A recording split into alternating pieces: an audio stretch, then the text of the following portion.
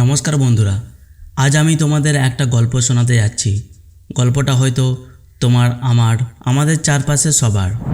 একটা মোবাইল, একটা ভুল অভ্যাস আর একটা সিদ্ধান্ত যা পুরো জীবন পাল্টে দিল। একদিন এক ছোট্ট শহরে এক সাধারণ ছেলে থাকতো। তার নাম রাহুল। তার বাবা একটা ছোট্ট মুদির দোকান চালাতেন আর তার মা সংসার চালান। সংসার চলে যায় কোনো রকমে, কিন্তু বাড়তি কিছু থাকে না।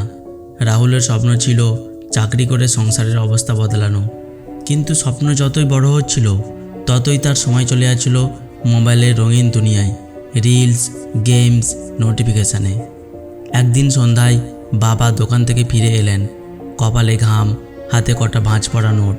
ঘরে ঢুকেই দেখলেন রাহুল বিছানায় শুয়ে মোবাইল স্ক্রল করছে। বাবা একটুক্ষণ চুপ করে তাকিয়ে রইলেন, তারপর হালকা হেসে বললেন, বাবা, যেদিন আমাকে দোকানে দাঁড়াতে হবে না সেদিনই বুঝবো তুই সফল হয়েছিস। রাহুল শুনল বটে, কিন্তু তখনও মাথা গুঁজে ফোনে লেগেই রইল। পরের দিন কলেজের শিক্ষক প্রশ্ন করলেন, ভারতের সংবিধান কবে কার্যকর হয়?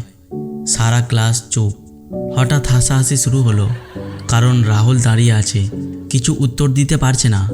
বন্ধুরা ঠাট্টা করে, এটা তো বইয়ে লেখা থাকে, রিল ভিডিওতে না। হাসির শব্দ কানে বাজতে থাকলো। রাহুল মাথা নিচু করে বসে গেল। সে মুহূর্তে মনে করলো হয়তো স্বপ্নটা আসলে দূরেই চলে যাচ্ছে। রাতে বাড়ি ফিরে একা ঘরে বসেছিল রাহুল। তার কি মনে হলো, সে তার মোবাইলের স্ক্রিন টাইম চেক করলো। সে দেখলো আজকের স্ক্রিন টাইম 8 ঘন্টা 42 মিনিট। মনে হলো 8 ঘন্টা বাবা দোকানে দাঁড়িয়ে গরমে কাজ করছে, আর আমি 8 ঘন্টা মোবাইল ঘেঁটেছি। এটা কি আমার স্বপ্নের লড়াই? কিন্তু শুধু উপলব্ধি করলে কি বদলানো যায়? না। রাহুলও অনেকবার চেষ্টা করেছিল, বই খুলতো, কিন্তু হাত চলে যেত মোবাইলের দিকে। মোবাইলের নোটিফিকেশনের টিং করে শব্দ যেন শিকলের মতো টেনে নিত। এক রাতে এক ভয়ঙ্কর ঘটনা ঘটল।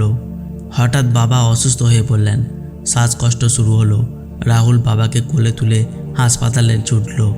হাসপাতালে করিডোরে বসে থাকতে থাকতে ওর কানে বাজতে থাকলো বাবার সেই কথা, যেদিন আমায় দোকানে দাঁড়াতে হবে না সেদিন বুঝবো তুই সফল হয়েছিস। চোখ ভিজে উঠল। মনে হলো যদি বাবা না থাকেন তবে এই কথাটাই হয়তো শেষ হয়ে যাবে। সেই রাতে রাহুল সিদ্ধান্ত নিল, এবার সে নিজেকে পাল্টাবে। সে মোবাইলটা ফেলে দিল না, কিন্তু ব্যবহার সীমিত করলো। সে দিনে মাত্র 1 ঘন্টা সোশ্যাল মিডিয়াতে দিতে আরম্ভ করলো। প্রতিদিন বাবার দোকানে 2 ঘন্টা দাঁড়াতো। মোবাইলটাকে ব্যবহার করত পড়াশোনার কাজে, যেমন অনলাইন কোচিং নিতে।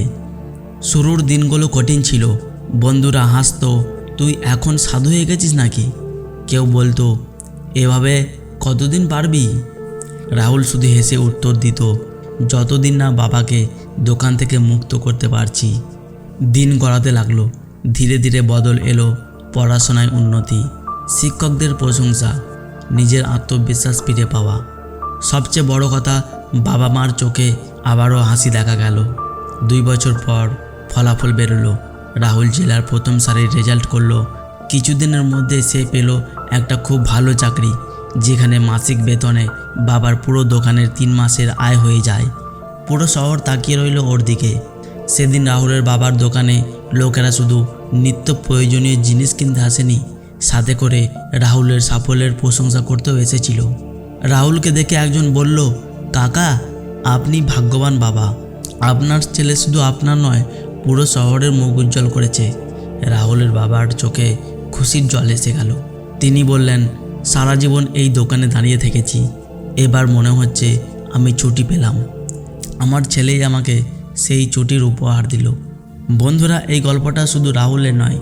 আজকের দিনে মোবাইল আমাদের হাতে সবচেয়ে শক্তিশালী অস্ত্র। এটা দিয়ে আমরা সময় নষ্টও করতে পারি, আবার ভবিষ্যৎ গড়তেও পারি। তাহলে প্রশ্ন হলো, তুমি কি মোবাইলকে ব্যবহার করবে, নাকি মোবাইল তোমাকে ব্যবহার করবে? এখানে মোরাল হলো, আসক্তি নয়, নিয়ন্ত্রণই সাফল্যের চাবিকাঠি। মোবাইলকে নিয়ন্ত্রণ করো, তাহলে মোবাইল তোমার স্বপ্ন পূরণ করতে সাহায্য করবে। তো বন্ধুরা, গল্পটি কেমন লাগলো কমেন্ট করে জানাবে। আর যদি গল্পটি ভালো লেগে থাকে তাহলে বন্ধুদের সাথে ভিডিওটি শেয়ার করে চ্যানেলটিকে সাবস্ক্রাইব করো আরও নতুন নতুন এরকম ভিডিও পেতে। ধন্যবাদ।